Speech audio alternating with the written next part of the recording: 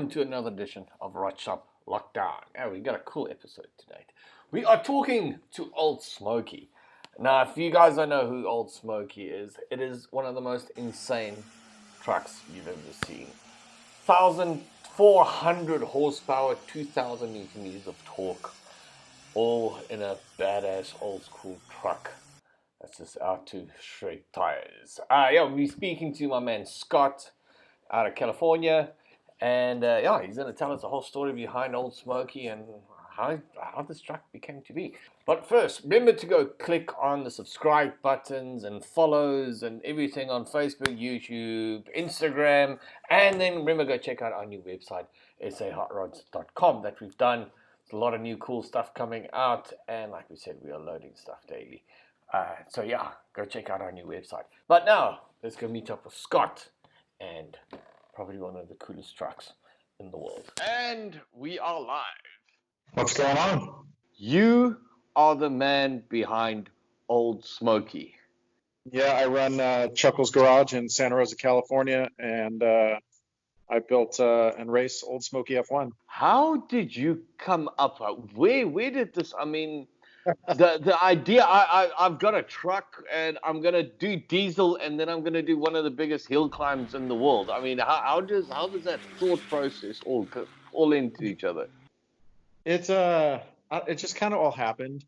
I bought the truck to just flip it because I found it cheap on Craigslist. I bought it for $225, and then it sat around the shop for a while, and I decided to turn it into a shop truck. And I had the idea to put a diesel in it because it would be nice and reliable. And it just, I don't know. I have serious problems with restraint. And like before I knew it, it turned into a freaking race truck. And then, I have a background in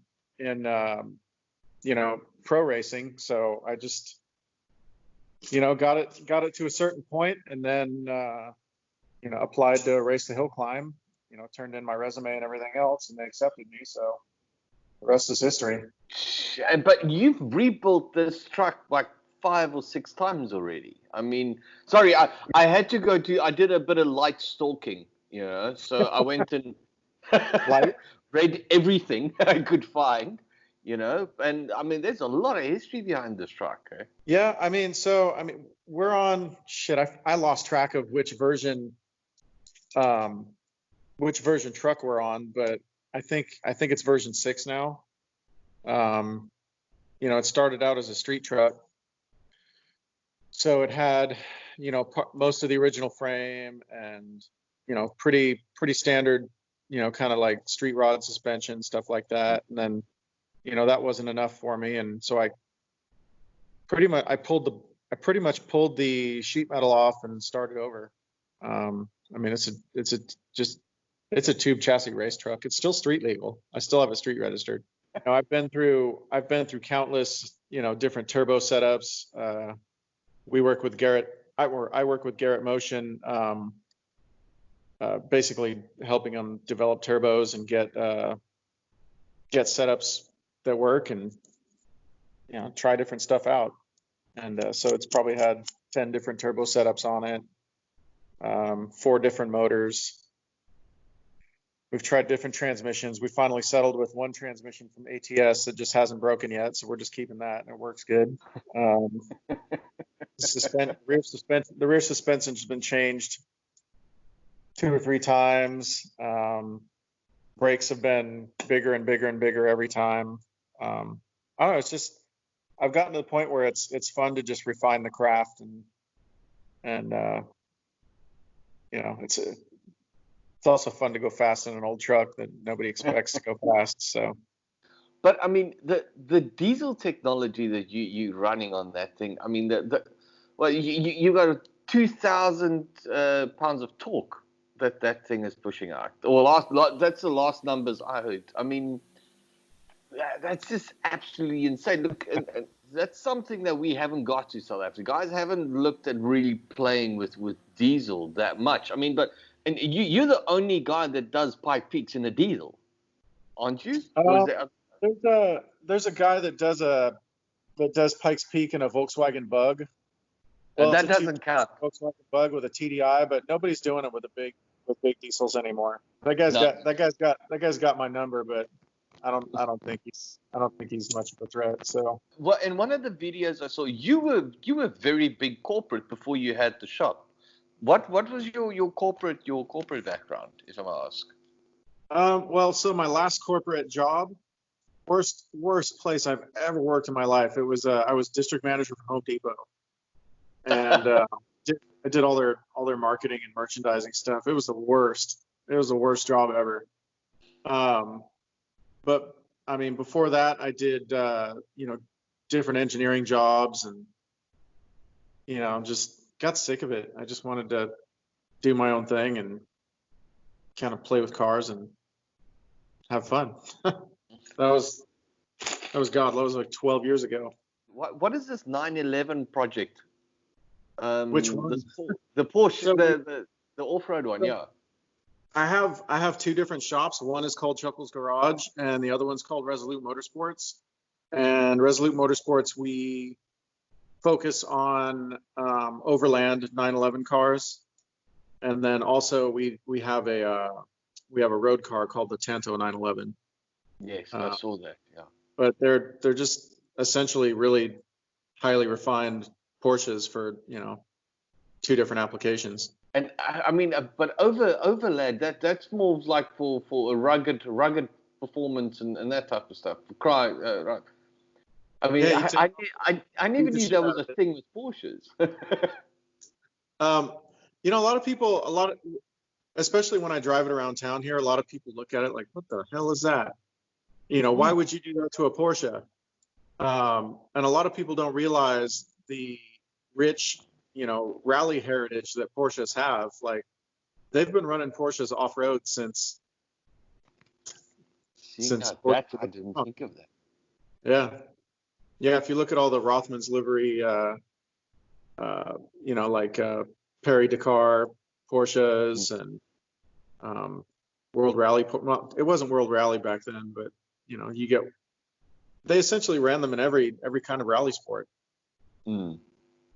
And so, what do you guys, if I'm asked, what do you guys do from an upgrade process on those?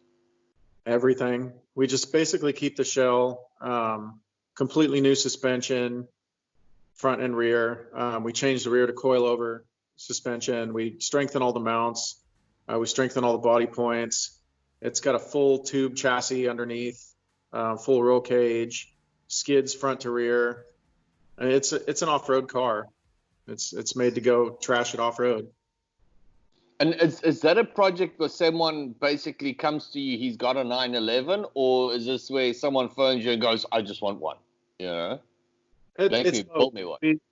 We always keep one car in stock, like a donor car, so it's ready to go and ready to convert.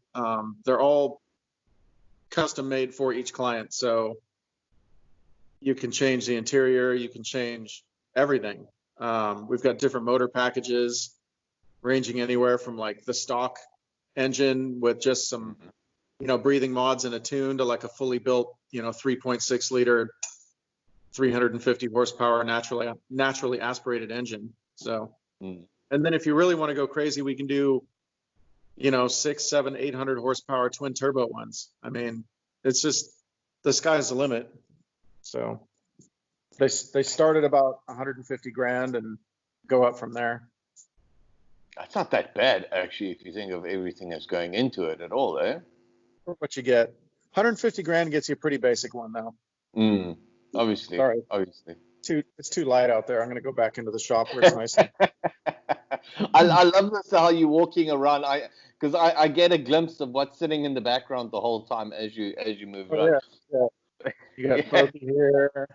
Yeah, there's the old lady sitting. That thing is insane. And what else do you guys work on in the shop, basically? What's your main focus? My main focus? I don't know. I don't really focus. I kind of have car ADD. So, I mean, I like my main focus is road race cars and then the Porsche stuff. But we do everything. Like there's a twin turbo Mustang on the rack. We've got this car right here. That's a BM. Ford E46 time attack car we're building. I've got, this pretty cool Jeep we're building for a guy. Let's see, I'll show you the rest. So so your focus is more race car, or your background's more race car. So that's our application that you focus on. Like race car stuff. Here's a 1970 Toyota Celica with an 800 power 2JZ in it. And then this is my 2021 Pikes Peak car. 2021. So you're gonna do sorry, I picked up there's a talk about you going for a record. I'm trying to beat the all-out diesel record up the hill. Okay. So and what is the current record? I think it's 11:27. And the factory record is held by factory Mercedes-Benz. Okay. So I'm going after I think that I can't remember when that was set, but it's been a few years, and they spent a lot of money to get it. So I'm pretty close. I've beaten their qualifying times, but race day has eluded me because last year it rained so much we couldn't go fast. So. And the year before, that's when you had the accident, if I'm not mistaken. Oh yeah, I sent it right off of Engineers Corner right into the trees. So listen, I've watched probably about 7 different videos on you going off. Okay, and it's racing. Shit happens. The kudos I have to give all the thing. So you crash, you go to hospital. You put the car on the truck, you go back to California, and then you're back there 8 days later, and you're qualifying. Am I right? Yeah, but then we blew it up. Yeah, I heard. Then the motor blew. But dude, that part alone, that is just insane, right there. I mean, that had to be done. A lot of people don't know that I also herniated 2 discs on my neck, and I fractured my tailbone and my C7. What? So. I was racing pretty hurt. But that's dedication. I just wanted to get up the mountain, man. That kind of stuff heals, I guess. Exactly. So when is Pikes Peak? I mean, when is it? Is it still happening this year? Yeah, it's toward the end of August this year. Because I was talking to Mark and them from Big Red. I mean, they're busy. They're getting ready for that as well. I wish we could get coverage for Pikes Peak here in South Africa as well. So this is your 3rd year. So this is your 3rd year going. Yeah, the coverage is online. I don't know what they've got going for major networks or any kind of online presence, but to find I'm out. sure something. We've got a small hill climb project called Samoa, which I need to find out if that's still happening. But most of our events have been cancelled for this year. It's like they're just writing off 2020 and just starting again. Yeah, just kind of wishing 2020 didn't even happen. It's been rough. That's for sure. Listen, I had the worst 2019, and to me, and after 2 months in, it was like 2020 was going on my beer. Watch this move. Like that wasn't shit. Here, watch this. I've stayed working. I took a few days off when it started because, I didn't know it. I thought the freaking world was ending. So, but then, as soon as I noticed what was really going on, I just went back to work. So, but you've got projects that's a nice part. It's not a daily in and out type of business. It's you got a project and you keep busy. Am I right? It's like a lot of builders. You're doing projects in, and it's like if it's a full build from the ground to from the floor to the top, it takes a year to build it. So got 3 or 4 of those in here like that. So just we just stay really busy. I've got like a 2-year backlog of work. What? That's brilliant, hey? If people are willing to wait, then I'm willing to build their cars. I mean, I'm so busy. It's nice to say, you just got to get in line. The world was a normal place, and then Hoonigans posted that video of your truck. I mean, that's where I saw it for the first time. That first massively burnout thing that you guys did, and I saw you guys went back to the boneyard. You Mhm. took the truck back again. What did that do for the business and the truck and getting everything out there? Did it make Um, a big difference? it did a lot for visibility of my shop and Mhm. what I do here. I mean, I was already really, really busy. Yeah, Um, but that's just like what it really helped was it helped get partnerships with the truck and our racing effort, and it gave the truck more exposure. So mm, it helped it. Hoonigans helped me get to like the next level of just people seeing it. mm, I think our first video is almost 8 million views already. insane, hey? Second Absolutely one, insane.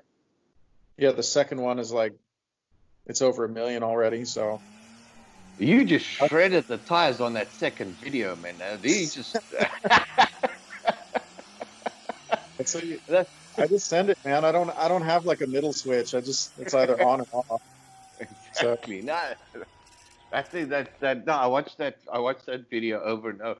I mean, you weren't even shredding like little skinnies. I mean, you were shredding a 330. What's the truck running you running on the back? It almost looked like a new set of tires. right here, they're those are actually my Wow. rain tires. Those are actually my rain tires from Pikes Peak. Oh. Um, but they're I don't put pizza. Like you see all the Aussie burnout guys. They Mm. they put like these skinny little like 225s or 255s on the back of their cars. Like when I go do burnouts, I do it on 335s and I do it on race compounds. So I mean, the torque, like it doesn't care what's back there. Like I could put steamrollers back there and it still blow them off. Exactly. I mean, look, I was listening in on the grocery list that you've got on that motor and stuff. I mean, to get to that power, and it's weird. I mean, like I said, I've watched the videos where you're doing Pikes Peak and stuff. How that thing is accelerating and stuff going up there. I mean, it's just absolutely insane. I mean, how does it feel to take that thing up Pikes Peak? Oh, it's horrifying. Like you don't even get used to it. It's so incredibly fast.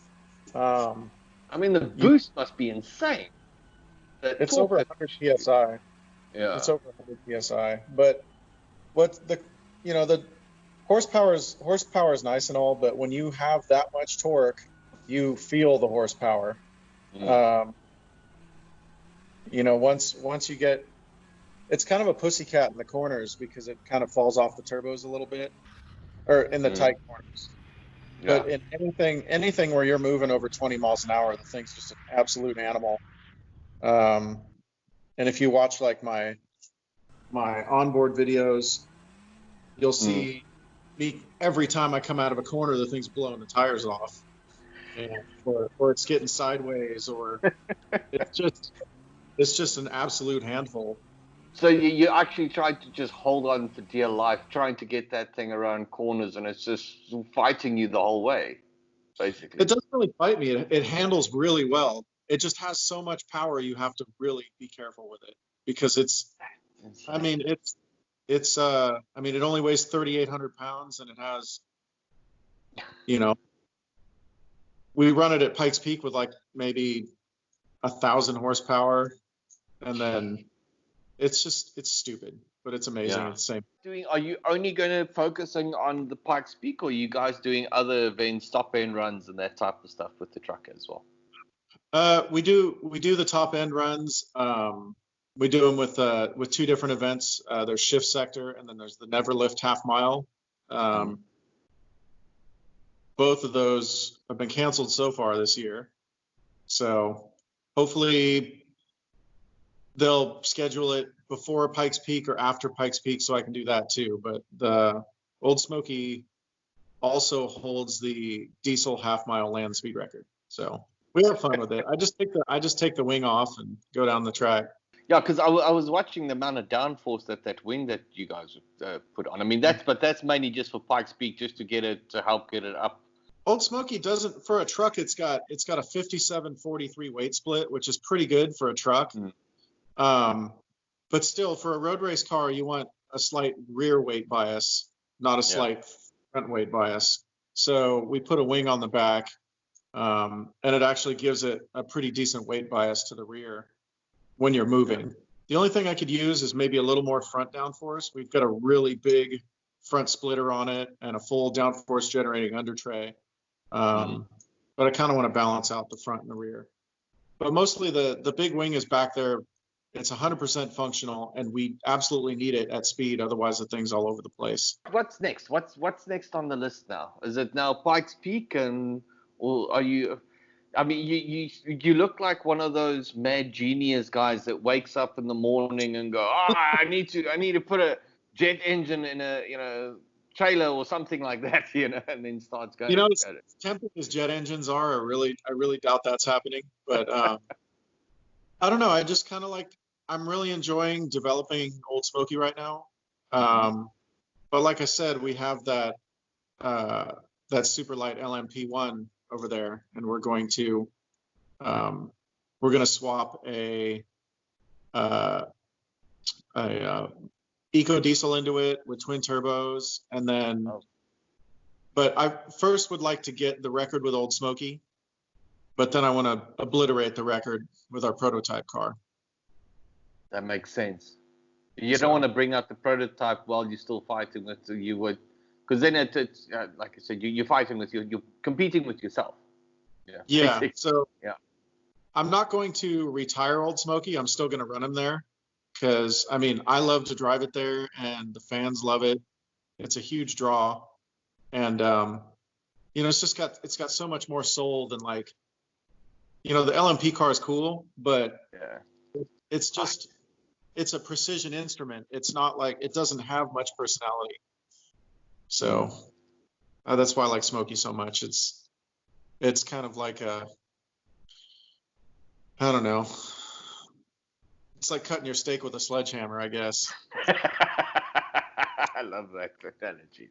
So thank you so much for taking the time to talking to us. Good luck. I mean, listen, we're going to be cheering Old Smokey on all the way. And good luck with Pikes Peak, and be safe. Fingers crossed. Let's hope that Pikes Peak happens. Yeah, we're trying to get Big Red here for a hill climb. Maybe we need to just stick you guys on the same boat and just bring them both through. I'm down. Come smoke up Africa. You bring it down, and I'll show up and drive it. We'll make a plan for you, man. Thanks. See you later. Cheers. Bye.